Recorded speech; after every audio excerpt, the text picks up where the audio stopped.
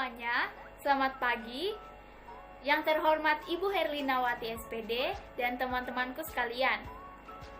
Perkenalkan, nama saya Febrika Dian Christine dari SMA Negeri 7 Berau, kelas 11 IPA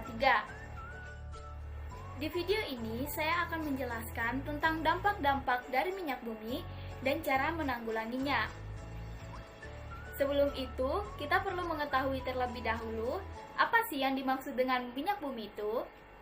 Jadi, minyak bumi atau juga yang dijuluki sebagai emas hitam adalah cairan kental berwarna coklat pekat gelap atau kehijauan yang mudah terbakar. Minyak bumi berasal dari makhluk hidup seperti tumbuhan dan hewan yang terkubur selama jutaan tahun.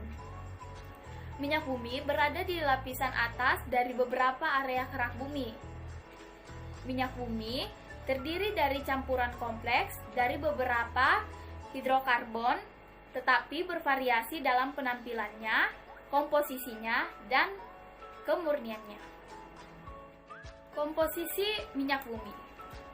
Selain karbon dengan lambang C dan hidrogen dengan lambang H, minyak bumi juga terdiri dari beberapa senyawa kimia seperti belerang dengan lambang S, nitrogen dengan lambang N, oksigen dengan lambang O, dan dalam jumlah kecil terdapat juga logam seperti besi dengan lambang Fe, nikel dengan lambang Ni, dan sebagainya. Selain itu, juga terdapat senyawa garam dengan lambang NaCl dalam jumlah yang kecil. Untuk dampak-dampak dari minyak bumi terbagi menjadi dua, yaitu dampak positif dan dampak negatif. Untuk dampak positifnya, bisa kita lihat dari hasil-hasil olahan minyak bumi, seperti LPG yang dijadikan sebagai bahan bakar alat dapur, terutamanya kompor gas. Yang kedua ialah bensin yang dijadikan bahan bakar kendaraan. Yang ketiga ada minyak tanah, yang keempat ada solar, yang kelima ada bahan bakar penerbangan, yang keenam ada minyak bakar, yang ketujuh ada lilin, yang kedelapan ada aspal, dan yang kesembilan ialah plastik. Dan dampak-dampak negatif dari minyak bumi, yang pertama ialah pemanasan global. Minyak bumi yang digunakan sebagai bahan bakar kendaraan maupun dalam industri yang mengeluarkan karbon dioksida dapat menyebabkan terjadinya pencemaran udara. Selain itu, karbon dioksida juga dapat menyebabkan pemanasan global, di mana akan mempengaruhi lapisan ozon. Yang kedua ialah pencemaran air. Pengolahan minyak bumi sering terjadi di daerah-daerah sekitar pantai, dan cara pendistribusiannya pun diletakkan di kapal-kapal khusus. Tetapi ada beberapa kejadian yang menyebabkan kapal tersebut mengalami kebocoran, sehingga air menjadi tercemar dan mengganggu ekosistem air laut. Yang ketiga, pencemaran udara. Penggunaan kendaraan roda 2 maupun roda 4 yang mengeluarkan asap kendaraan dapat menyebabkan udara menjadi tercemar, sehingga udara menjadi tidak sehat. Yang keempat ialah menipisnya lahan tanah. Batu bara yang diolah biasanya didapatkan dari tanah-tanah yang subur, sehingga penggalian tanah yang dilakukan secara terus-menerus dapat menyebabkan tanah kehilangan kesuburannya dan tanah semakin menipis. Yang kelima, mempengaruhi iklim. Udara yang tercemar oleh gas-gas berbahaya nantinya akan mempengaruhi iklim dunia, di mana gas-gas tersebut akan berkumpul di lapisan atmosfer sehingga membuat lapisan ozon menjadi tidak stabil.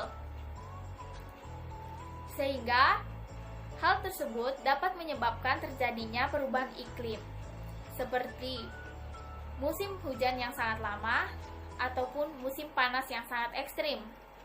Yang keenam, hujan asam. Proses pembakaran minyak bumi tentunya akan mengeluarkan gas-gas berupa CO2, NO2, dan SO2, sehingga dapat menyebabkan terjadinya hujan asam. Hujan asam memiliki tingkat keasaman yang sangat tinggi, sehingga dapat menyebabkan besi-besi menjadi mudah berkarat, bangunan menjadi cepat rusak, dan kulit akan menjadi iritasi apabila terkena hujan asam tersebut.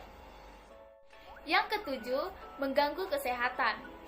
Asap-asap yang berasal dari pabrik industri tentunya akan mengganggu kesehatan, karena asap-asap tersebut mengandung zat-zat berbahaya. Dan apabila terlalu sering terkena asap tersebut, dapat menyebabkan kulit menjadi iritasi. Maka dari itu, diperlukannya upaya-upaya pencegahan agar dampak-dampak negatif dari minyak bumi tidak terjadi. Dan upaya pencegahan itu, yang pertama, ialah memproduksi bensin bebas timbel atau timbal.